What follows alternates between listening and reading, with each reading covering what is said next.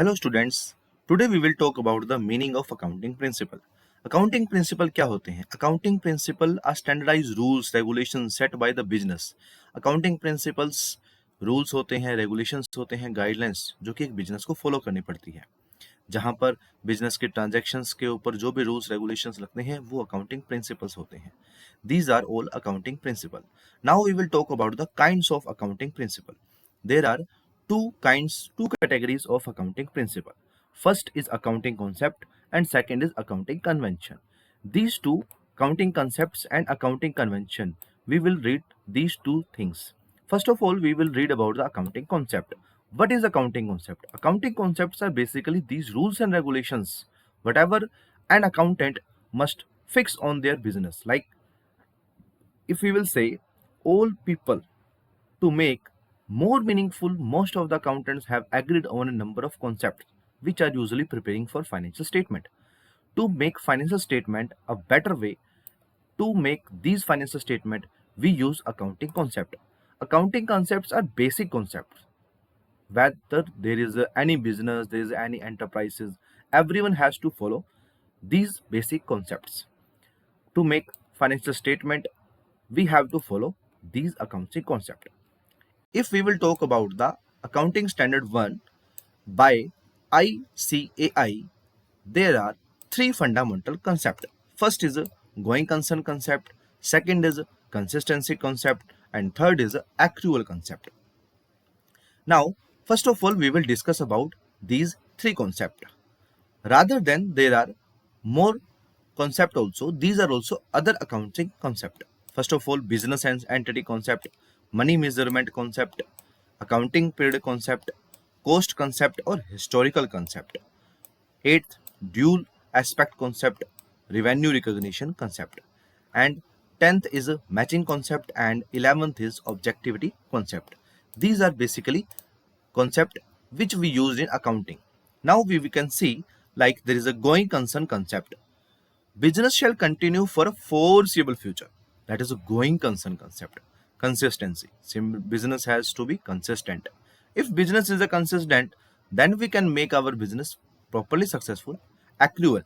If anything is accrual, that is also say about our business. Business is an entity, but the owner is a different. These two are totally different person. Next, money measurement. Only money transactions will be recorded in our accounting concept. Verifiable object. Every verifiable objects will be considered in our accounting concepts. Revenue recognition. Only these revenue will be recognized which have earned, which we have received. Dual aspect. Every transaction has two effects like debit and credit. Matching concept. Matching concept means the current period expense are to be matched with the current period revenue. Whatever you have received and whatever you have expense. Historical concept. Assets which are recorded at the cost, like whatever you have bought 5 year ago, 2 year ago, that cost to be same in the future also. 1 year accounting period is as we know from 1st April to 31st March is our accounting period, but 1st January to 31st December is our calendar year. Now we will detail discussion about these all concepts. First of all, going concern concept. Going concern concept क्या है? Going concern concept ये कहता है कि business एक long period के लिए चलने वाला कॉन्सेप्ट है. अब आपने बिजनेस एक दिन खोल लिया, 6 महीने बाद बंद कर दिया, ऐसा तो कोई बिजनेस नहीं है. Every business is a going concern concept. If we will talk about the example, like there is a prepaid expenses, like there is any expense which you have paid, but not you have received their benefit. That's to be paid in a future. So that is known as a prepaid expenses. So their value should be shown in asset side of the balance sheet because the benefit of such expense will be received in the future. So that's why we can say this is the going concern concept. Now we will talk about the consistency concept. Like our body demands food for consistent, the same way business demands consistency. If business is inconsistent, then it will be grow and then it will get profit. Like as per this concept, There should not be change from year to year. Management should compare the profit and loss account and balance sheet of different periods and draw important conclusion about the working of the enterprises. Like first year you decide other method of the depreciation formula. Second year you decide different method. Like if I will talk about the example, if a firm wants to choose a straight line method to compute the depreciation on a fixed asset, then that method will be followed consistently after year. आपने एक साल straight line method up लगाया, दूसरे साल दूसरा method लगा रहे हो, तीसरे साल तीसरा मेथड लगा रहे हो, तो ये गलत होगा. बिजनेस के अंदर आपको कंसिस्टेंसी रखनी पड़ेगी. अगर आप बिजनेस के अंदर कंसिस्टेंसी रख रहे हो, then that business will grow. Next, we will talk about the actual concept. What is the actual concept? As per this concept, revenue is recorded when sales are made, not when sale is not happened. We just got the order. नहीं, आपको order मिला है, आपने order को deliver कर दिया और आपके पास पैसे आएंगे. Then you can say this is the perfect transaction which you have done. Like actual concept also says whether you have not received the cash, but you have delivered the ownership of the product. So that money will receive in future. It means you will not show in account. Like मेरे पास कोई order आया, मैंने उस order की delivery कर दी, मेरी तरफ से वो ओनरशिप ट्रांसफर हो गई ना. अगर मैं उस ट्रांजैक्शन को अपने बिजनेस अकाउंट्स में शो नहीं कर रहा तो वो मेरी बहुत बड़ी बेवकूफ़ी है. एक्चुअल कॉन्सेप्ट ये कहता है आपने अगर ओनरशिप ट्रांसफर कर दी तो आपको उन ट्रांजैक्शंस को अपने बिजनेस में दिखाना पड़ेगा. That is actual concept. Next we will talk about other accounting concept. First of all, business is an entity.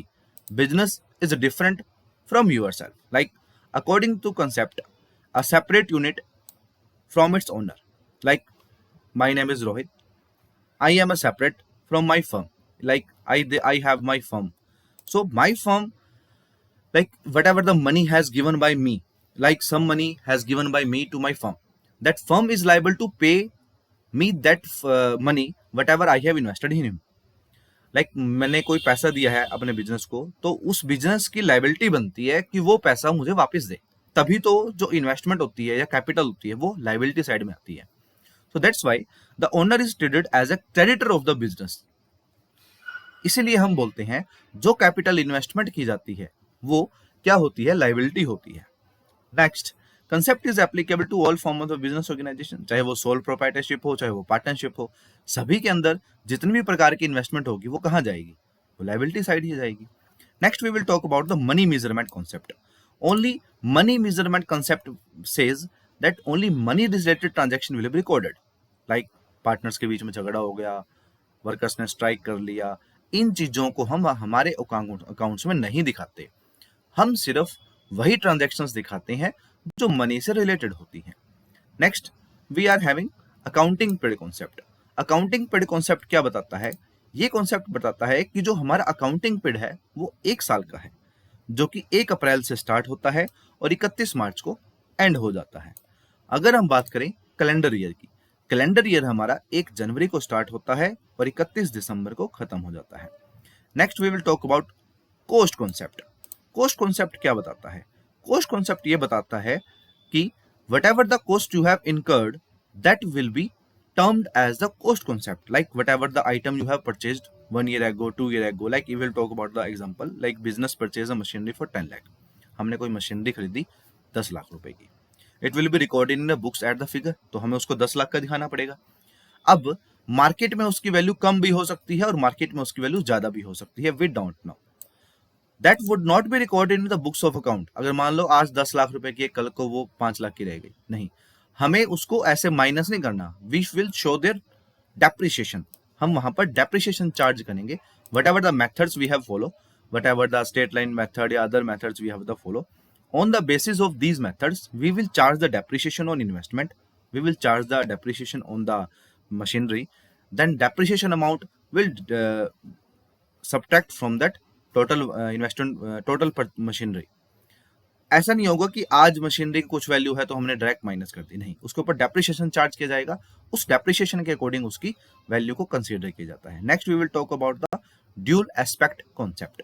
Dual aspect concept क्या बताता है? Every transaction has 2 impact, debit and credit. मैंने कोई चीज परचेज करी तो मेरी परचेज बढ़ गई और मेरी तरफ से कैश चला गया, पैसा चला गया। So because of this concept, two sides of the balance sheet are always equal. The following equation will hold at point of time, means assets is equal to liability plus capital. That ये equation हमें क्या बताती है कि जो हमारे पास पैसा है वो पैसा हमारा लाइबिलिटी और कैपिटल दोनों के बराबर है। जो हमने उधार पे लिया है या जो हमारे पास पूंजी है, उन दोनों को मिलाकर हमारे पास जो बनता है वो एसेट बनता है। Next we will talk about revenue recognition. ये कॉन्सेप्ट हमें क्या बताता है कि आपके पास जितना भी रिवेन्यू है उसको आप कब रिकॉग्नाइज करते हो। आपके पास जो पैसा है आप उसको कब कंसीडर करते हो, when you have shifted their ownership. If we will talk about the example, if a firm get an order on 1 April, 1 April को आपको कोई ऑर्डर मिला, 15 अप्रैल को आपने उसको सप्लाई कर दी गुड्स की, लेकिन आपको कैश 15 अप्रैल को नहीं मिला। आपको कैश कब मिला? कुछ दिनों के बाद। मान लो आपको कैश मिला 1 मई को, कैश कब मिला? 1 मई को। तो जो रिवेन्यू है वो कब माना जाएगा? The revenue will be deemed on 15 April because we have shifted the ownership, है ना। So if we have shifted the ownership, that transaction will be considered on the 15 April, not on the 1st May. Okay. Next, we are having matching concept. Matching concept is saying about the all expenses incurred to generate revenue to be recorded in a same accounting period. Like if we अगर कोई खर्चा हमारा 1 अप्रैल से पहले हो गया, उसको हम नेक्स्ट ईयर कंसिडर करें, that will not be sufficient. It means this ensures that company financial statement provide a more accurate picture of the profitability of a specific period. From 1st April to 31st March 2025, whatever the expense is done, that to be incurred in that accounting period, not in the next year. Next, we will talk about objectivity concept. Every transaction, every bill, every invoice has their objective. Without objective, we do not consider any transaction. Now, we will talk about the accounting conventions. There are some accounting conventions also. Accounting conventions, these are basically made by the firms. Every firms have their own conventions. Like these conventions we will talk about based on their custom. Following are the main convention. First of all, full disclosure. Second is materiality. Third is conservatism. First of all, we will talk about the full disclosure. What is the meaning of full disclosure? Like as the name is telling about that, what is the meaning of full disclosure? Everything is to be full disclosure. So according to this concept, all significant information relating to the economic affairs business should be completely disclosed. कि आपको सारी information disclose करनी होती है, ऐसा नहीं है कि आप कोई भी इंफॉर्मेशन बिना डिस्क्लोज करे रहने दें। नेक्स्ट आता है convention of materiality. Every materiality, like if we will talk about the cost of small tools may be material for a small repair. Like कोई रिपेयर वर्कशॉप है, वहां पर कोई टूल पड़ा है, उसके लिए वो टूल हो सकता है, बट एक फर्म के लिए वो एक मटेरियल है, तो we have to be consider that materiality. Next we will talk about the convention of conservatism. Conservatism का मतलब क्या है? All anticipated losses should be recorded in the books of account. ऐसा नहीं है कि आपने कोई लॉस को कंसीडर ही नहीं किया. All anticipated gain should be ignored. भाई ऐसा है मुझे आने वाले साल में 1 लाख का प्रॉफिट होगा, ये एंटिसिपेटेड है. इन चीजों को हम अकाउंट्स में नहीं ले सकते. इनके लिए एक प्रोविजन बनाया जाता है. Provision is made for all non liability and losses even though the amount can not be determined with certainty. Like sorry, provision for doubtful डेब्ट. लाइक हमने किसी को पैसा दिया था, उसका पैसा आने का उम्मीद नहीं है, तो उसके लिए हम प्रोविजन बनाते हैं स्पेशल, बट उसका पैसा आएगा. लेकिन अगर कोई ऐसा है, कोई सट्टे में या फिर कोई ऐसी चीज है जिसमें हमें कोई पॉसिबिलिटी नहीं है, उसका प्रोविजन नहीं बना सकते हम. एंटिसिपेटेड लॉस का और एंटिसिपेटेड प्रॉफिट का हम किसी भी प्रकार का प्रोविजन नहीं बनाएंगे. अगर हमें पता है कि उसको पेमेंट आएगी, then provision will be made. Convention of conservatism में हमें ये पता लगता है. एग्जांपल की बात करें तो closing stock is valued at the cost price और realisable value whichever is less. जितनी भी वैल्यू कम होगी उस पर उसको कंसीडर किया जाएगा. Like provision for doubtful debt create क्यों किए जाते हैं? क्योंकि हमें पता होता है कि वो बैड डेब्ट्स आ जाएंगे. Now we will talk about the golden rule of the debit and credit. हमने सबने सुना है कि मेरे अकाउंट में पैसे आ गए, डेबिट हो गए या क्रेडिट हो गए. तो कभी बच्चे कंफ्यूज हो जाते हैं, what is the debit, what is the credit. So first of all we have to detail about that. What किस चीज के अंदर आते हैं ये डेबिट क्रेडिट क्या है? अकाउंटिंग अकाउंट्स के अंदर मोस्टली बच्चों का ये डाउट होता है कि सर मेरे अकाउंट में ना डेबिट हो गए पैसे, तो डेबिट का मतलब तो डेबिट वर्ड कमजिल होता है, मेरे पास तो पैसे आए। नहीं, वो अकाउंट में जो पैसे आते हैं वो एक सेपरेट थिंग होती है, वहां पर क्रेडिट होते हैं आपके पैसे। डेबिट का मतलब अगर आपने पैसे जमा कराए हैं वो क्रेडिट होते हैं, क्योंकि वो जो मैसेज आया वो बैंक की तरफ से आता होता है। लेकिन डेबिट होते हैं तो वहां पे कटते हैं, क्योंकि वो मैसेज आपका बैंक की तरफ से होता है। Now we will talk about the golden rules. Real account. Real account में बेसिकली जितने भी एसेट्स हैं या फिर जितनी प्रॉपर्टीज होती हैं, है ना, वो सारी चीजें हम रियल अकाउंट में कंसीडर करते हैं। इसके अंदर जो फॉर्मूला हम मानते हैं, वो जो फॉर्मूला है, जो गोल्डन रूल है, वो है debit word comes in. Debit वो करना है जो आपके पास आया, और क्रेडिट वो करना है जो आपके पास से चला गया। जैसे अगर हम एग्जांपल की बात करें, कोई बिजनेस है, उन्होंने क्या किया, कोई इक्विपमेंट खरीद लिया, मशीनरी खरीद ली, कोई कुछ भी खरीद लिया, तो इक्विपमेंट अकाउंट क्या होगा? डेबिट होगा। क्यों? हमारी तरफ से पैसा गया है और वो मशीन आई है, तो मशीन अकाउंट क्या होगी? डेबिट होगी। और क्रेडिट क्या होगा? कैश। कैश क्यों क्रेडिट होगा? क्योंकि कैश क्या है? चला गया, क्योंकि हमने कैश में खरीदी है वो चीज। Next we will talk about nominal account. Nominal account में बेसिकली हम क्या लेते हैं? एक्सपेंस, लॉस, इनकम और गेन, ये चीजें हम नॉमिनल अकाउंट में लेते हैं।